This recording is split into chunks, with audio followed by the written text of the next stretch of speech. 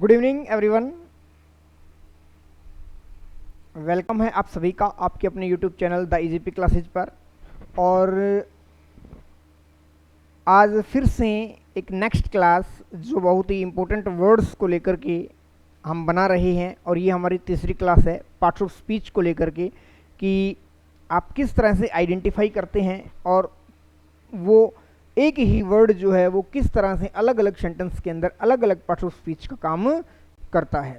ये जो 3 क्लासेस आज हम इसको रोक देंगे क्योंकि सिलेक्टिव वर्ड्स लिए हैं, ये जनरली कंफ्यूज करने वाले होते हैं। प्रीवियस क्लास के दौरान भी हमने कुछ वर्ड्स का जिक्र किया था, तो आइए आज हम कुछ और ऐसे वर्ड्स लिए हैं जो बहुत इंपॉर्टेंट है स्टेट के एग्जाम की दृष्टि से।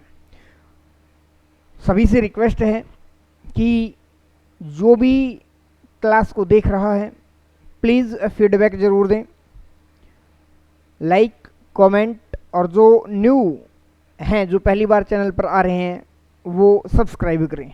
ये आपका सपोर्ट है, आपके सपोर्ट से हम हैं, इसलिए इस बात का ध्यान रखें और फीडबैक ज़रूर दें। तो आइए हम शुरू करते हैं अपनी क्लास को। आज का जो फर्स्ट वर्ड है हमारा वो है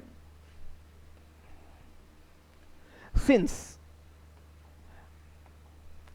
सिंस जो है 3 वाक्य दिए गए हैं, सिंस को आपको पहचाना है। सबसे पहली बात कि देखिए सिंस जो है वो या तो टाइम को बताता है या फिर वो रीजन को बताता है। सिंस जो होता है वो टाइम को बता सकता है या रीजन को बताता है। दोनों ही कंडीशन में वो क्या हो सकता है, या तो वो प्रपोजिशन हो या फिर वो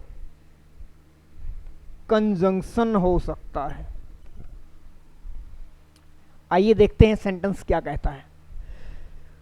since that day I have not seen him. वाक्य को थोड़ा सा और एक्सपेंड मैं कर दूं। मैंने कहा कि आई met him in 2023.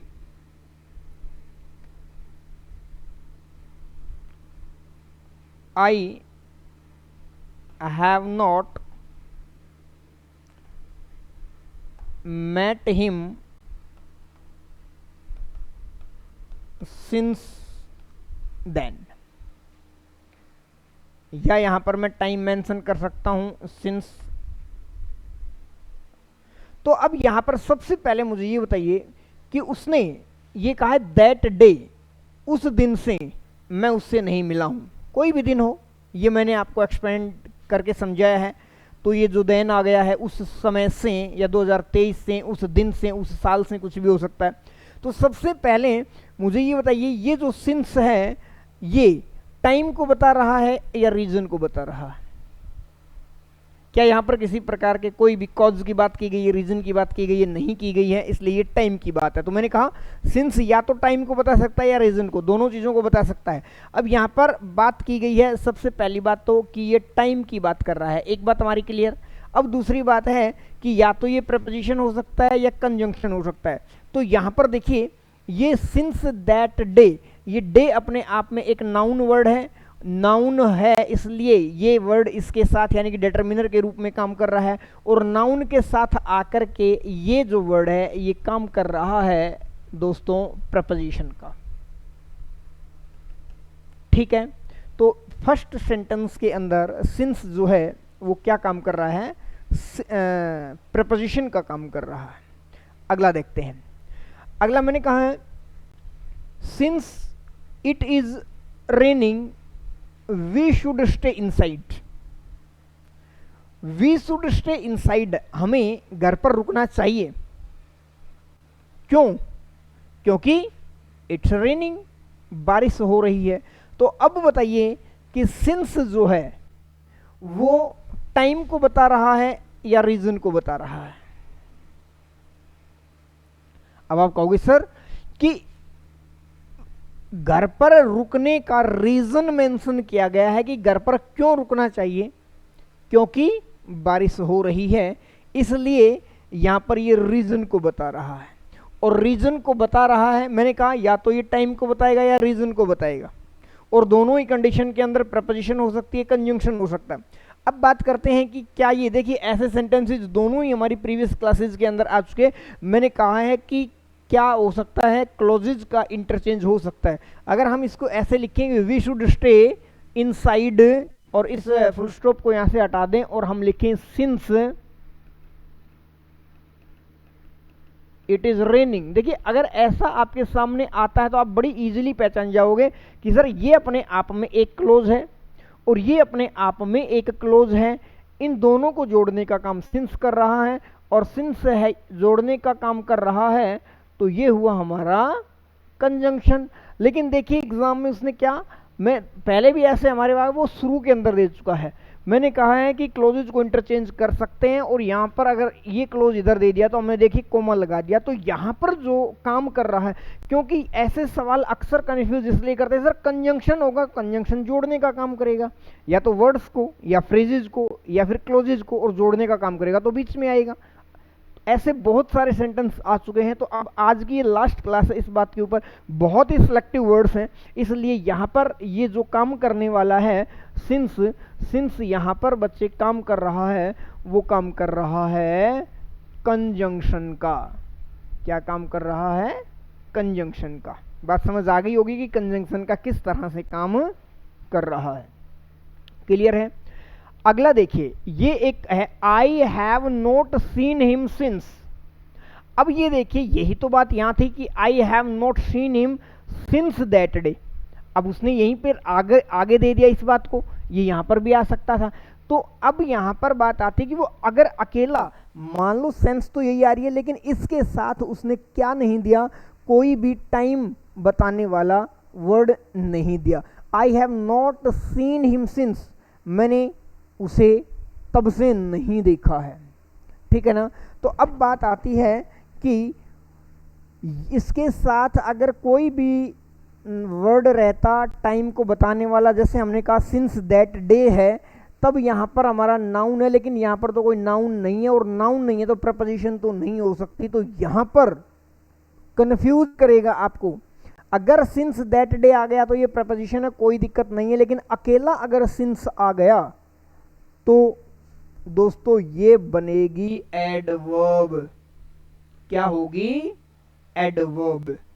I have not seen him, मैं उससे नहीं मिला हूं। या देखने का मीनिंग, देखिए सी का मीनिंग देखना नहीं है, यहां पर सी का मीनिंग मीट है। I have not met him since. Have you got it? तो यहां ये वर्ड जो है ये काम कर रहा है एडवर्ब का। तो देखिए इसी तरह के बहुत सारे कंफ्यूजन भरे सवाल जो है वो आपके एस्टेट के एग्जाम में आते हैं, आएंगे, हर बार आ रहे हैं। 2 से 3 सवाल पार्ट्स ऑफ स्पीच के इस तरह की कंफ्यूजन पूछेगा पर्टिकुलर वर्ड को लेकर के। ठीक है? तो ये तीनों क्लियर हो गए आप लोगों के कि सिंस कहां पर किस तरह से काम करता है। चलिए अगला हमारा वर्ड होगा क्या? अगला वर्ड हमारे पास आ गया क्या? अरे भाई कहां गई? सो। अगला जो वर्ड आया है आपके पास वो है सो। हमने कहा I am so sorry, I am so sorry. यहां पर सो काम क्या कर रहा है? बहुत ही महत्वपूर्ण, बहुत ही इंपॉर्टेंट और बहुत ही जबरदस्त सवाल, क्योंकि सो को तो हम तब पहचानेंगे यहां पर जब हमें यह पता होगा कि सॉरी क्या काम कर रहा है। कौन बता सकता है कि सॉरी क्या काम कर रहा है?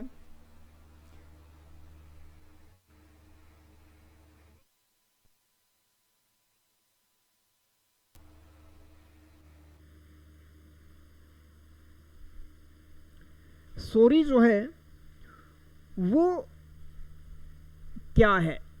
देखिए सॉरी यहां पर एडजेक्टिव का काम कर रहा है, समझ लीजिए। अब सर सॉरी तो किसी चीज को नहीं बता रहा, सॉरी किसको क्वालिफाई कर रहा है? सॉरी आई को ही तो क्वालिफाई कर रहा है। यहां पर रिग्रेट की, जो रिग्रेट की फीलिंग है, जो रिग्रेट की फीलिंग है उन्हीं को डिनोट कर रहा है सॉरी, इसलिए वो फीलिंग जो है, वो कंडीशन जो है वो किसकी है, वो आई की है, इसलिए ये अपने आप में एडजेक्टिव है, ध्यान रखना। ऐसे ऐसे ही सवाल एग्जाम में पूछता है।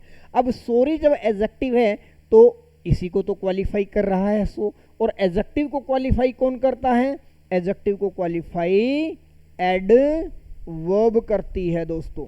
तीसरी क्लास है ये आपकी, आपको बहुत सारा अंदाजा हो गया होगा कि किस तरह से हम पार्ट्स ऑफ स्पीच को निकाल सकते हैं। बहुत सारी चीज़ें इंटर रिलेट होती हैं, इंटरलिंक्ड होती हैं, तब आपको चीज़ें समझ आ रही होंगी। चलिए अगले ही हम बात करें, he was poor they helped him.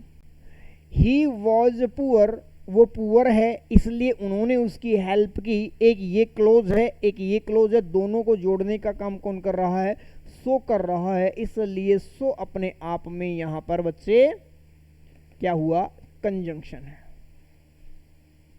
Clear है? चीजों को बहुत ही ठीक तरीके से आप समझोगे तब जाकर चीजें आप लोगों को क्लियर होंगी, और ये वो सवाल हैं जो हर हाल में आने हैं एग्जाम के अंदर। अगला जो वर्ड है हमारा वो है सम। सम को देखिए, वी मस्ट फाइंड सम वे। अब ये बताइए कि वे क्या है। वे अपने आप में एक नाउन वर्ड है, और नाउन को क्वालिफाई करने के लिए आया है, और नाउन को क्वालिफाई करने के लिए आया है तो ये यहां पर एडजेक्टिव है। अब यहां पर देखिए सम जो दे रहा है सेंस, वो कोई की सेंस दे रहा है कि हम कोई ना कोई रास्ता आप लोगों को क्या करना पड़ेगा, आपको ढूंढना ही पड़ेगा। अदरवाइज सम जो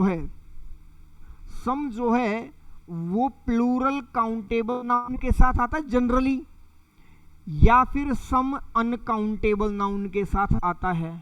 जब ये प्लूरल काउंटेबल नाउन के साथ आता है सम, तो ये डिनोट करता है नंबर्स को, यानी कि मीनिंग होता है कुछ।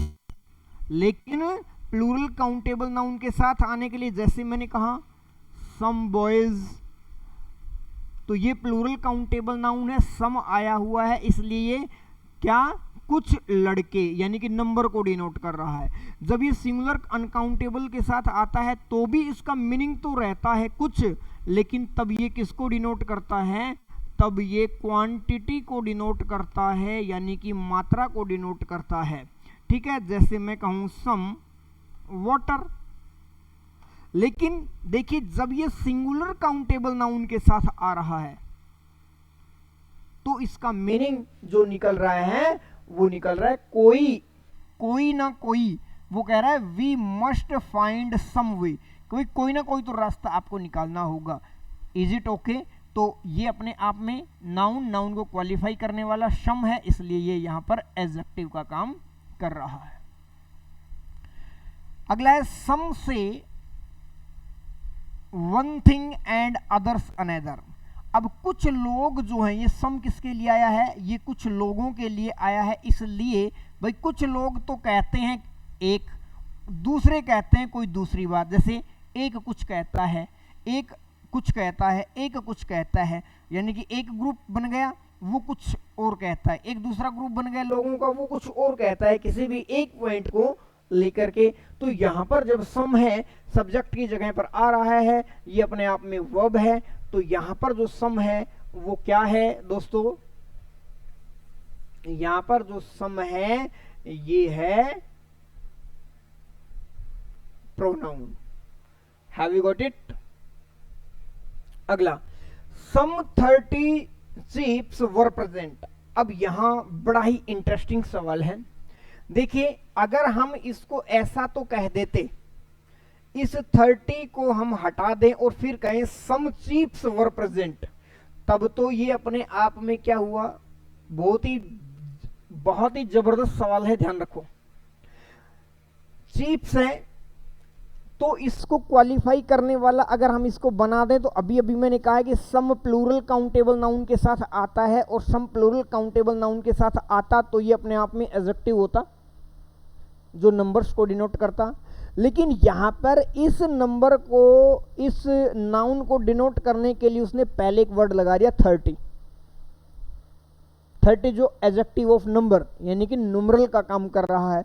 लेकिन ये जो सम है ये चीफ को मॉडिफाई ना करके इस 30 को मॉडिफाई कर रहा है, और 30 को मॉडिफाई कर रहा है तो ये अपने आप में एक क्या है, एडजेक्टिव है, और एडजेक्टिव के लिए यूज किया गया है। तो यहाँ पर जो सम है दोस्तों वो एडवर्ब है। यही सवाल आपको एग्जाम में कंफ्यूज करेंगे, ध्यान रखना इस बात का।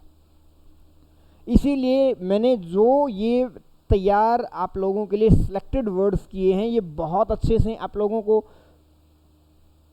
करने हैं, इनको अच्छे से पढ़ना है ताकि सवाल एग्जाम में आए तो आप बिना किसी हेजिटेशन के आपको ध्यान रहे कि हाँ हमने ये पढ़ा हुआ है।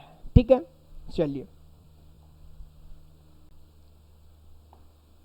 अगला हमारे पास है still with his name the mothers still their babes। अब यहां पर देखिए सारी चीजों को छोड़ दीजिए, इसको छोड़ दीजिए with his name, इसको छोड़ दीजिए। अब यहां पर समझिए the mothers ये अपने आप में सब्जेक्ट हुआ, ये अपने आप में एक वर्ब है, ये अपने आप में एक ऑब्जेक्ट हुआ। तो स्टिल जो यहां पर काम कर रही है वो अपने आप में एक वर्ब का काम करने वाला वर्ड है। तो स्टिल वर्ब भी होता है क्योंकि स्टिल को आपने अक्सर एडवर्ब के रूप में देखा है। ठीक, अब अगला सवाल आता है still waters run deep. HTET में आया हुआ क्वेश्चन है। ये आया कब था ये मुझे एग्जैक्ट ध्यान नहीं है, लेकिन मुझे ये ध्यान पक्का है कि ये जो सेम टू सेम यही कि यही सवाल सेम सेंटेंस एचटेट पीजीटी में आया हुआ है, और ये शायद आया है आई थिंक 2021 में आया है आई थिंक, ये मुझे कंफर्म नहीं है। ये मुझे 1000% कंफर्म है कि सेम जो है same sentence HTET PGT level पर आया हुआ है, और उसमें सेम बात यही पूछी गई थी कि स्टिल वाटर्स रन डीप। अब यहां पर देखिए वाटर्स जो है ये अपने आप में क्या है, वाटर्स अपने आप में एक नाउन है और नाउन को क्वालिफाई कर रहा है स्टिल। तो यहां पर स्टिल अपने आप में एक एडजेक्टिव है। दूसरी बात समझिए कि कुछ बच्चों के दिमाग में ये होगा कि सर वाटर का वाटर्स कर रखा है, वाटर तो अनकाउंटेबल नाउन होती है। वाटर अपने आप में अनकाउंटेबल नाउन होती है, उसका हम वाटर्स नहीं कर सकते। अगर उसका हम वाटर्स कर देंगे या तो मीनिंग गलत है या मीनिंग चेंज्ड है। वाटर्स का मीनिंग जो होता है वो क्या होता है, वो सी में कन्वर्ट हो जाता है, समुद्र बन जाता है। तो स्टिल का मतलब यहाँ पर है क्या, स्टिल का मीनिंग यहाँ पर है शांत, कि जो समुद्र शांत होते हैं रन डीप वो बड़े गहरे होते हैं। ठीक है, हर अगला sentence her sobs could be heard in the still of night. अब यहां पर देखिए her sobs could be heard in the still. अब ये बताइए कि यहां पर स्टिल क्या है। अब सिंपल सी बात है कि ये जो क्या है आर्टिकल है, मुझे ये बता दीजिए कि आर्टिकल का प्रयोग कहां पर होता है, किसके साथ होता है।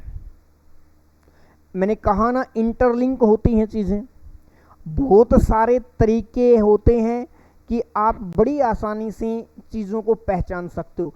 आप छोड़ दो इसका मीनिंग भी आपको नहीं पता, कुछ भी नहीं पता, इसका सिर्फ ये देखो कि ये द आया हुआ है और द आया हुआ है। तो आर्टिकल्स हमेशा नाउन के साथ आते हैं। एक और इसका एक एविडेंस मिलता है कि इन आया हुआ है। प्रेपोजिशन भी किसके साथ आती हैं, प्रेपोजिशंस जो होती हैं वो भी तो नाउन या प्रोनाउन के साथ आती हैं। तो अंडरस्टूड सी बात है कि यहां पर ये जो स्टिल है ये नाउन का काम कर रहा है। क्लियर है? अगला है he is still in business. He is still in business, यहां पर स्टिल जो है वो किसको डिनोट कर रहा है? टाइम को डिनोट कर रहा है कि वो अभी भी बिजनेस में है। और टाइम को जो डिनोट करता है वो क्या होती है? एडवर्ब होती है। कई बार आप लोगों को बताया जा चुका है। तो देखिए चीजें अब रिपीट होने लग गई हैं, काफी बार आप लोगों के सामने चीजें आ रही हैं। तो ही इज स्टिल यहां पर एडवर्ब है। क्लियर है? तो चीजों को आप समझते जाइए, बहुत अच्छे से चीजें आप लोगों को समझ आती जाएंगी। बशर्ते कि आपको कंसंट्रेशन के साथ काम करना है। अगला जो वर्ड है हमारे पास वो आया that. What is that noise? What is that noise? Noise अपने आप में क्या है? नॉइस अपने आप में नाउन है। नाउन को मॉडिफाई करने के लिए, यानी कि ये पॉइंट आउट कर रहा है। मैंने कहा आप लोगों को जो प्रोनाउन के अंदर बताया था, तो जब पॉइंट आउट करने के लिए, इंडिकेट करने के लिए जिन वर्ड्स का यूज किया जाता है वो क्या होते हैं? डिमोन्स्ट्रेटिव होते हैं। तो ये डिमोन्स्ट्रेटिव क्या है? डिमोन्स्ट्रेटिव एडजेक्टिव है क्योंकि नाउन के साथ लगा हुआ है। क्वाइट सिंपल, कोई दिक्कत नहीं है। That is what I want. That is, देखिए ये वो चीज है, यानी कि किसी नाउन के साथ नहीं है, इंडिकेशन की बात की गई है। तो यहां पर ये हो जाएगा हमारा pronoun. I have done that much only, बहुत ही कॉम्प्लेक्स लेवल पर आ गया है क्वेश्चन। क्वेश्चन कॉम्प्लेक्स लेवल पर आ गया है। I have done that only. I have done that much only, यहां पर मुझे ये बताइए कि मच जो है वो क्या है। अब बात आती है I have done that only. Only यानी कि केवल, दैट मच उतना ही, यानी कि मैंने केवल उतना ही किया, बस मैंने केवल उतना ही किया। तो ये देखिए ये अपने आप में ऑलरेडी एक एडवर्ब है, और ये जो है ये एडवर्ब इसी को क्वालिफाई कर रहा है। तो ये भी अपने आप में एक एडवर्ब है। अच्छा, अगर आपसे ये पूछ लिया जाए कि ओनली क्या है, तो ये ओनली जो है केवल उतना, आई हैव डन ओनली, मैंने केवल, केवल यानी कि करने को बात की गई है, यानी कि डन को क्वालिफाई कर रहा है, वर्ब को क्वालिफाई कर रहा है, और वर्ब को क्वालिफाई करने वाला वर्ड एडवर्ब होता है। अरे वाह जी वाह सर, 1 2 3 एडवर्ब के बाद एडवर्ब, एडवर्ब के बाद एडवर्ब बिल्कुल हो सकती हैं। एडवर्ब 1 हो सकती है, 2 हो सकती हैं, 3 हो सकती हैं, 4 हो सकती हैं। यहां पर जो दैट है ये जो क्या, ये क्वांटिटी को बता रहा है, डिग्री को बता रहा है कि कितना, ठीक है ना। तो इसलिए ये भी एक एडवर्ब है, ये भी एक एडवर्ब है, और दैट भी यहां पर एक एडवर्ब है दोस्तों। क्लियर है? देखिए ये थोड़ा सा कॉम्प्लेक्स लेवल पर आ गया है, और इसी तरह के पीजीटी के अंदर अक्सर इस तरह से कंफ्यूज करने वाले, जो ज्यादा कंफ्यूज करने वाले सवाल पूछ लेता है। अगला है the evil that man do. अब यहां पर देखिए ये जो दैट है ये वाक्य के बीच में आया है। अब ये जोड़ने का काम तो नहीं कर रहा है भाई। जोड़ने का जो कंजंक्शन होता है, मैंने पहले भी बताया है कि जोड़ने का काम करने वाला वर्ड कंजंक्शन होता है, और वो जोड़ता किसको? वर्ड को वर्ड से जोड़ता है, फ्रेज को फ्रेज से जोड़ता है, और क्लॉज को क्लॉज से जोड़ता है। अब यहां पर बताइए क्या यहां पर द इवल और मैन को जोड़ने का काम तो नहीं कर रहा है?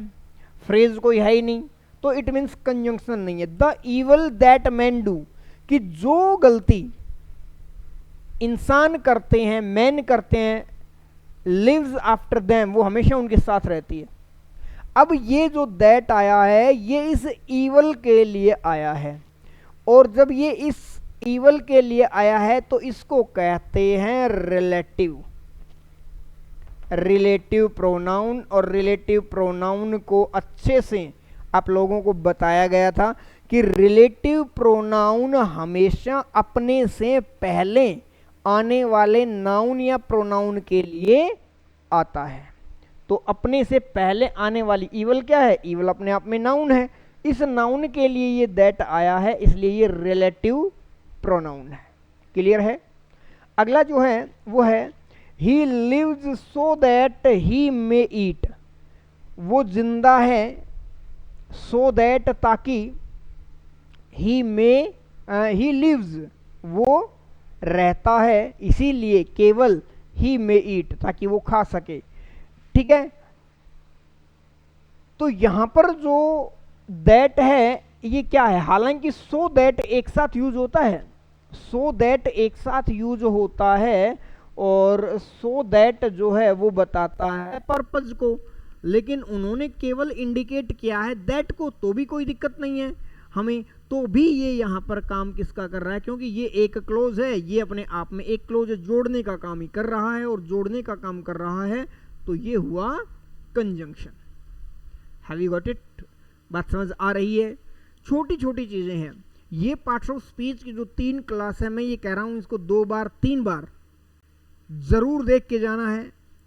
एस्टेट के एस्पिरेंट्स के लिए है ये स्पेशल, क्योंकि ऐसे क्वेश्चन हर हाल में वहां पर पूछेगा। चलिए अगला सवाल लेते हैं हम।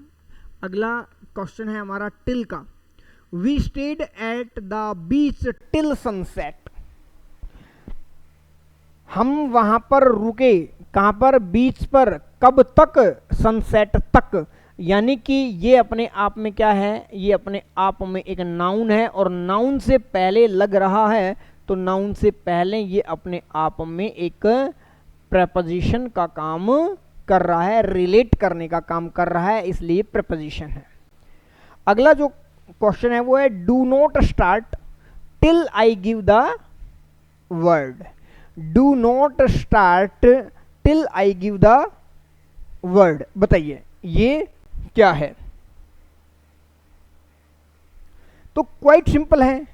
क्या है भाई? क्वाइट सिंपल है। मैंने कहा है कि डू नॉट स्टार्ट ये अपने आप में एक क्लोज है, आई गिव द वर्ड ये अपने आप में एक क्लोज है। दोनों क्लोजेज को जोड़ने का काम कौन कर रहा है? टिल कर रहा है, और जोड़ने का काम करने वाला वर्ड क्या होता है? कंजंक्शन होता है।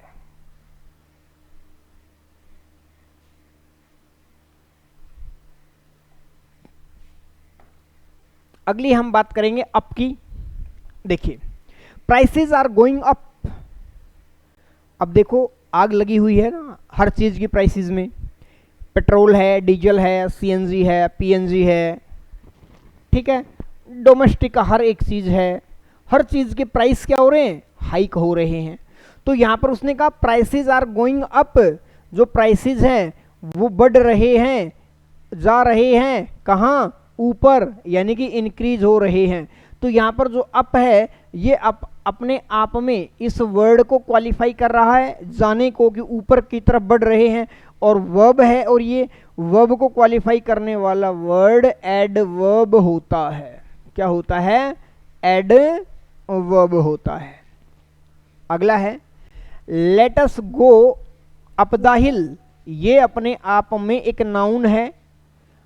नाउन से पहले क्या लगा हुआ है? अप लगा हुआ है, जो एक डायरेक्शन को, ठीक है, एक प्लेस को डिनोट कर रहा है। इसलिए ये अपने आप में इस नाउन से पहले लगकर एक डायरेक्शन को कर रही है डिनोट, तो ये अपने आप में हुई प्रेपोजिशन दोस्तों। Let us go up the हिल। अगर फिर वही बात आती है, कंफ्यूज नहीं होना, अगर इसको सिर्फ ये कह दे लेट अस गो अप और नाउन को हटा दें, तो इसका पार्ट्स ऑफ स्पीच बदल जाएगा, ठीक है ना। फिर ये एडवर्ब हो जाएगी, लेकिन अब ये नाउन के साथ लगकर रिलेट करने का काम कर रही है, इसलिए यहां पर ये अपने आप में प्रपोजिशन है। द नेक्स्ट अप ट्रेन, अगली आने वाली train, will leave here at 12:30 पर, यानी कि यहाँ की जो नेक्स्ट ट्रेन है वो चलेगी। तो अब बात आती है कि ये अपने आप में ट्रेन है, ये अपने आप में ट्रेन नहीं है बच्चों, ये अपने आप में नाउन है, ठीक है। और नाउन के साथ लगकर नेक्स्ट अप ट्रेन, आने वाली अगली ट्रेन, आने वाली जो है ट्रेन वो है, तो उसके लिए आया है, तो अप यहाँ पर क्या है, इस ट्रेन के लिए आया है, इस ट्रेन को मॉडिफाई कर रहा है, इसलिए ये अपने आप में क्या हुआ, एडजेक्टिव हुआ। क्या हुआ, एडजेक्टिव हुआ। क्लियर। चलिए अगला सवाल है आप लोगों के लिए, they had there ups and downs of the fourth. देखिए अप के साथ एस लग गया है हालांकि, ठीक है। अप्स एंड डाउन्स ये अपने आप में एक कंप्लीट जो है इडियम भी होता है। यहां पर उसने सिर्फ अप के बारे में पूछा है, कोई बात नहीं है, एस लगा दिया। They had there ups and downs, तो यहां पर ये अपने आप में नाउन है। दूसरी बात, फिर सर हम कैसे आइडेंटिफाई करें, मीनिंग अगर हमें नहीं समझ आया, हमें तो यही नहीं पता कि ये ईडियम है, तो कैसे, तो वही बात है बच्चों, मैंने आप लोगों को ये बताया था कि देखिए ये क्या है, ये पजेसिव डिटरमिनर्स हैं, और पजेशन को शो करने वाले जो डिटरमिनर्स हैं, माई है, अवर है, योवर है, हिज, हर, देयर, इट्स, ये हमेशा नाउन के साथ आते हैं, ये अकेले आ नहीं सकते। ठीक है, तो देयर आया है तो इससे भी आप पहचान सकते हो कि किसके साथ, नाउन के साथ। देखिए बहुत सिंपल चीजें हैं, आप लोगों को बशर्ते की ध्यान रखना है। चलिए अगला हमारा सवाल है आप लोगों के सामने वेल को लेकर के। I hope you are now well. ठीक है, तो यहां पर जो वेल है, I hope you are now well, well है यहां पर, ये किसको क्वालिफाई कर रहा है। अब आप कहोगे कि वेल जो है वो सर यू को क्वालिफाई कर रहा है, कि भाई वेल कौन है, यू है, यू अपने आप में क्या है, एक प्रोनाउन है, और प्रोनाउन को क्वालिफाई करने वाला जो वर्ड है, प्रोनाउन को क्वालिफाई कौन करता है, प्रोनाउन को क्वालिफाई एडजेक्टिव करता है। तो यहां पर ये क्या है, एडजेक्टिव है। अच्छा अगर आपसे पूछ लिया जाए नाउ क्या है, भाई वो तो कहीं भी दे सकता है, नाउ क्या है, तो मुझे क्या लगता है कि वो अच्छा है, लेकिन कब है, अब है, समय को डिनोट कर रहा है, व्हेन का आंसर दे रहा है, और व्हेन का आंसर दे रहा है, तो नाउ अपने आप में एडवर्ब है। ठीक है, चलो अगला अगला हम बात करते हैं well begin. Well begun is half done, अच्छे तरीके से की गई शुरुआत जो है वो, इस बात का मतलब है कि आपका आधा काम हो गया।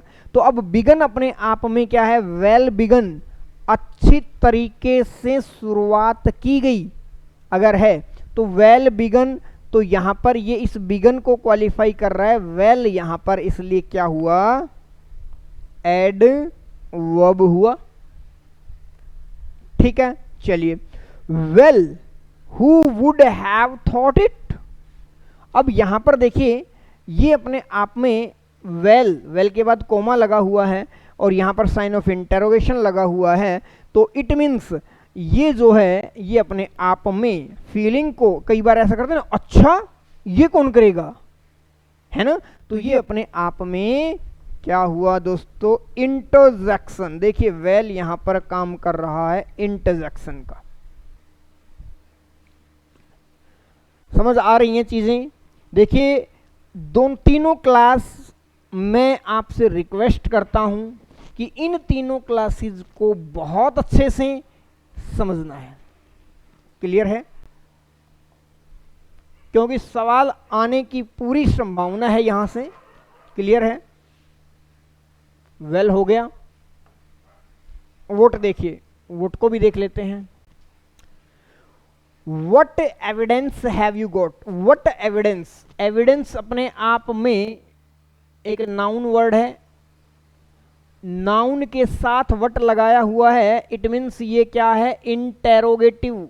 इंटेरोगेटिव तो है ना यहाँ पर, इंटेरोगेटिव, क्योंकि साइन ऑफ इंटेरोगेशन लगा हुआ है, क्वेश्चन किया गया है, तो इस बात में कोई डाउट नहीं है कि ये इंटेरोगेटिव तो है। लेकिन इंटेरोगेटिव वर्ड तो है, लेकिन है क्या, नाउन के साथ लगकर के क्वेश्चन कर रहा है, तो इंटेरोगेटिव हम डेटरमिनर कह सकते हैं।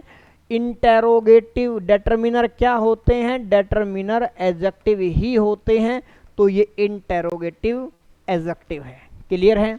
अगला सवाल देखिए, वट के बाद साइन ऑफ एक्सक्लेमेशन लगा हुआ, कुछ सोचने की ही जरूरत नहीं है। ये क्या हुआ, ये हुआ हमारा interjection.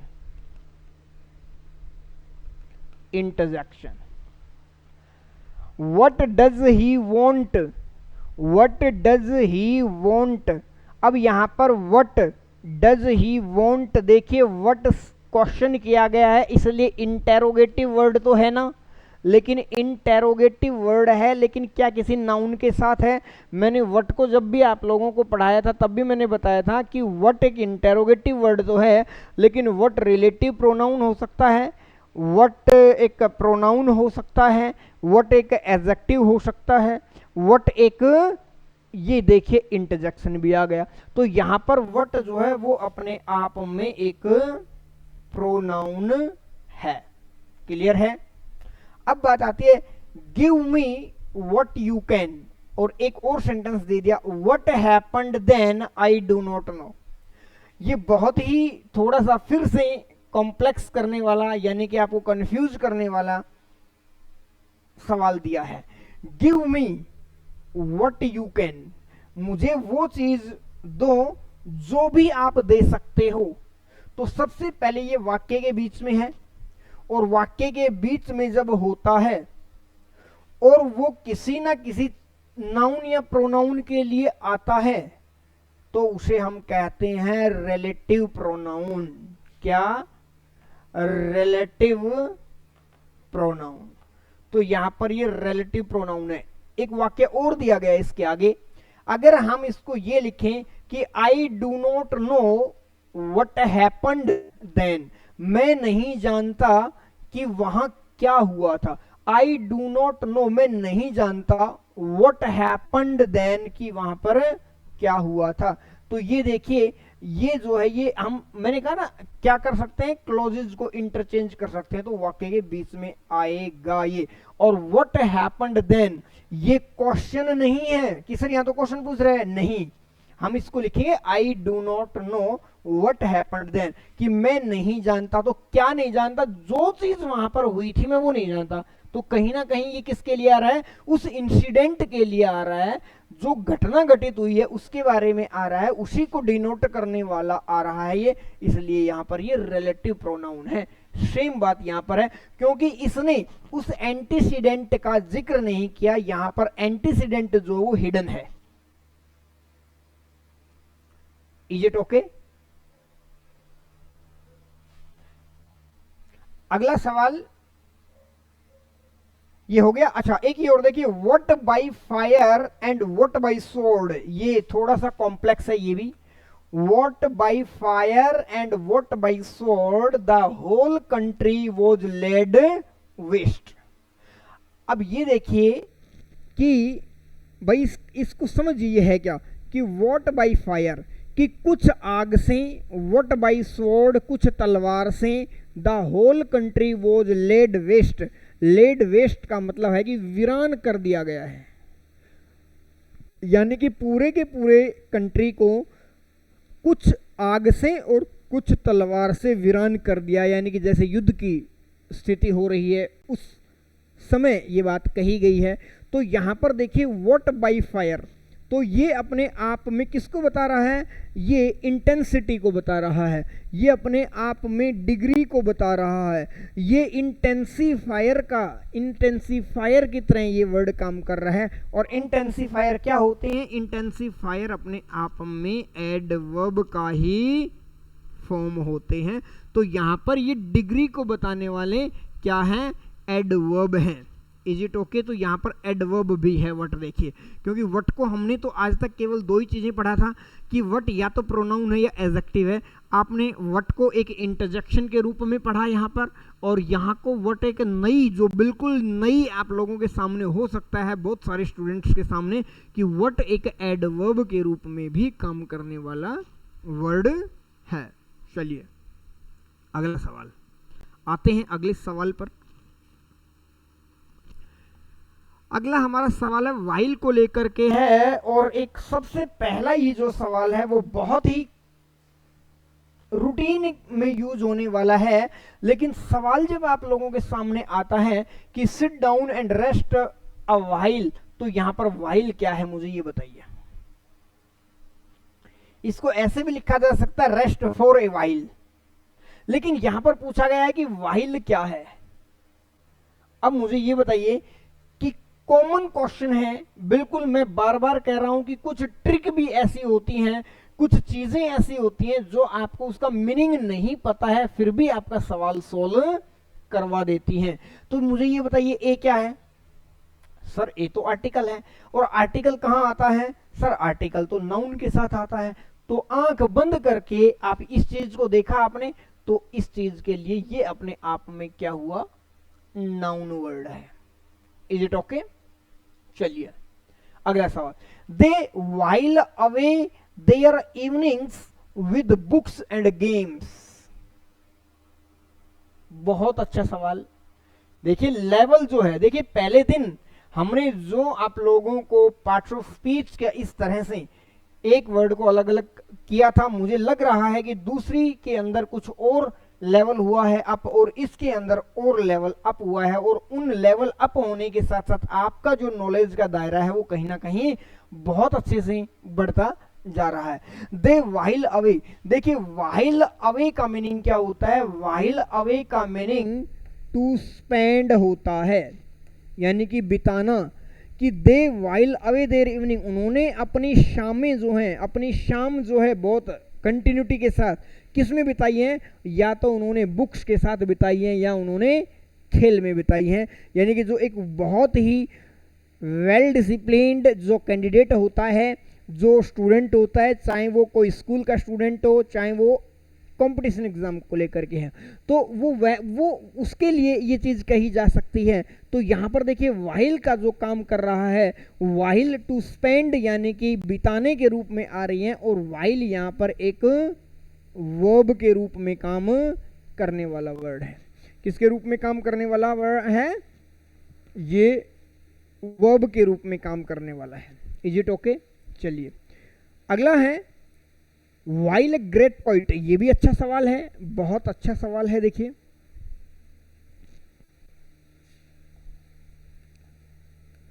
While a great point he is a greater novelist. भाई यहां पर जो है ना, ये वो कह रहा है कि जब वो एक अच्छा पोइट था तब वो कहीं अच्छा क्या था? नॉवलिस्ट था। कहने का मतलब ग्रेट नॉवलिस्ट और ग्रेट पोइट की बात की गई है, तो इट मीन्स ये जोड़ने का ही तो काम कर रहा है। एक ग्रेट पोइट को और एक ग्रेटर नॉवलिस्ट को, इन दोनों को जोड़ने का काम कर रहा है। वही बात है कि कोमा उसने दे दिया, इसलिए इस फ्रेज को उसने आगे लिख दिया। अब यहां पर वाइल कंजंक्शन है भाई, लेकिन बात आती है सर कंजंक्शन है तो जोड़ किसे रहा है? मैंने कहा कोई भी कंजंक्शन होगा वो वर्ड को वर्ड से जोड़ेगा और फ्रेज को फ्रेज से जोड़ेगा। तो यहां पर जो है ना, और क्लोज को क्लोज से जोड़ेगा। तो यहां पर कोई भी क्लोजेज को जोड़ने की बात नहीं हो रही, यहां पर किसी वर्ड को जोड़ने की बात नहीं हो रही, यहां पर फ्रेजेस को जोड़ने की बात हो रही है कि एक ग्रेट पोइट और एक ग्रेटेस्ट नॉवलिस्ट, इन दोनों को जोड़ने का काम वाइल कर रहा है। इसलिए वाइल यहां पर क्या है? कंजंक्शन है। Is it okay? देखिए कंजंक्शन को लेकर बहुत सारी भ्रांतियां हैं स्टूडेंट्स के अंदर, वो नहीं कर पाते हैं। मैं कंजंक्शन के ऊपर आपको एक अलग से वीडियो बनाएंगे, लेकिन जो मेन बात, बहुत जर्नल बातें हैं उसके अंदर, और वो उस वीडियो के अंदर आप लोगों को बहुत अच्छे से समझाएंगे। क्योंकि बहुत बार मैंने देखा है कि कंफ्यूज हो जाते हैं कि सर प्रपोजिशन क्या करती है, कंजंक्शन क्या करता है, दोनों का अलग फंक्शन है भाई। तो यहां पर ये इक्वल है। देखिए एक ग्रेटर नॉवलिस्ट और एक ग्रेट पोइट, इन दोनों को जोड़ने का काम कर रहा है, और ये फ्रेजेस को जोड़ने का काम करते हैं। Is it okay? चलिए ये दोनों फ्रेज हैं। वाइल के बाद आता है आप लोगों का, वाइल के बाद गया आप लोगों का वाई। वाई को भी समझ लेते हैं। देखिए why did you do it, question पूछा गया है, इंटेरोगेटिव वर्ड है, लेकिन इंटेरोगेटिव क्या है? ये इंटेरोगेटिव एडवर्ब है भाई, ये ना प्रोनाउन है ना एडजेक्टिव है। एडजेक्टिव तो हो ही नहीं सकता क्योंकि किसके साथ नहीं है? नाउन के साथ नहीं है। तो ये जो वाई है, और वाई को हम वैसे भी जब एडवर्ब पढ़ते हैं तो देखिए वाई का जो आंसर आता है वो अपने आप में एडवर्ब का काम करने वाला होता है, एडवर्ब ऑफ रीजन कहा जाता है उसको। तो वाई अपने आप में क्या है, तो जब अपने आप में भी ये क्या होगी, एडवर्ब होगी, क्योंकि इसका आंसर लगाकर ही हम एडवर्ब को निकालते हैं, तो ये इंटेरोगेटिव एडवर्ब है। अगला है वाई इट इज श्योरली नानक, साइन ऑफ एक्सक्लेमेशन लगा हुआ है, वाई के बाद कोमा लगा हुआ है, तो अपने आप में क्वाइट सिंपल है कि ये अपने आप में क्या काम करने वाला वर्ड है, ये अपने आप में दोस्तों इंटरजेक्शन का काम करने वाला है। क्या है, इंटरजेक्शन का काम करने वाला वर्ड है। Is it okay? अब बात आती है लास्ट वर्ड की, बहुत ही अच्छा सवाल, बहुत ही इजी सवाल, लेकिन कॉम्प्लेक्स लेवल जो है वो आपके दिमाग में क्रिएट हो जाएगा, यानी कि कंफ्यूजन क्रिएट हो जाएगा। यहां पर वाई क्या है, this is not the time to go into the why and the wherefore of it.